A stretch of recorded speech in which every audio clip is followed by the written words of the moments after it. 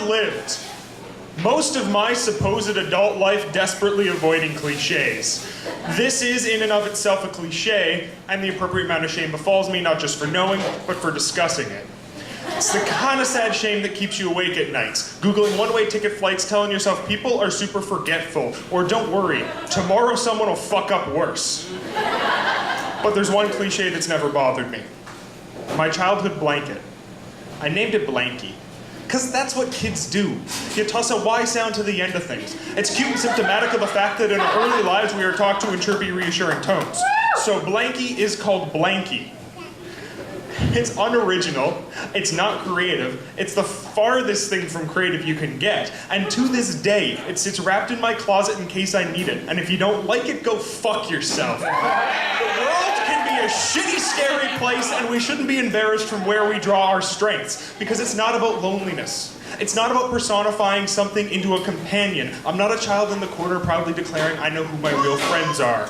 Blankie held me as a child. As an adult, I hold it. To hold on to a piece of the past. A piece of potential too valuable to leave behind and too precious to leave out in the open. Something that doesn't change, even though we change. I've noticed, with increasing regularity, that there has to be an importance to the importance we put on things. We can give weight to people just like we can give weight to an object. As if I cried out, catch! And hurled a chunk of free gold in your face. Sure, it's free gold, but at free flying speeds, it's also a considerably dense element. The extended family of brothers and sisters who didn't know I'd come along and imply importance to my knowing them. The poor girls I misplaced my desperation on to fix a problem only I could control. The ones who could never love me back. I think about them the most, like pushing on a bruise that hurts just enough to know I'm alive, but the ones I couldn't bring myself to love flutter my mind, barbed wire butterflies hitting soft memory tissue, till they wrap themselves in there enough that that part of my mind becomes numb enough to let them slip free. Because sometimes my affections can be too much, misplaced or not enough, and sometimes I'm afraid of the things I said I've done, and I get so many of the little things wrong, and yeah, I'm gonna make mistakes, and yeah, maybe this is one of them, but they're my mistakes. I made them. Because we'd all be perfect if we could live life just one day in advance, so we could fact check and edit out plot holes. There still isn't an app for keeping track of all my loose ends. Till then, self-confusion and self-delusion aren't excuses, they're facts of life. If you don't believe me, don't worry. You're just being delusional. People who think they know who they are still just a moment away from having to rethink everything.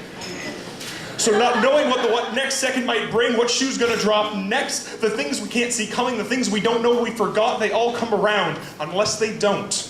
So it's nice to go back to a time when I was pure potential, when no mistakes were mine yet and everything was original because I'd never done it before. So Blankie is called Blankie. It's cliche and unoriginal. It's the farthest thing from creative you can get.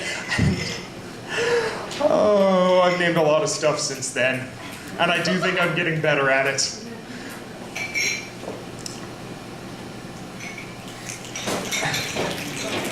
But Blankie still holds the weight I put on him. And he helps me with the weights you asked me to carry. So never make fun of someone's Blankie. Because you have no idea the weights you asked them to carry. Yeah.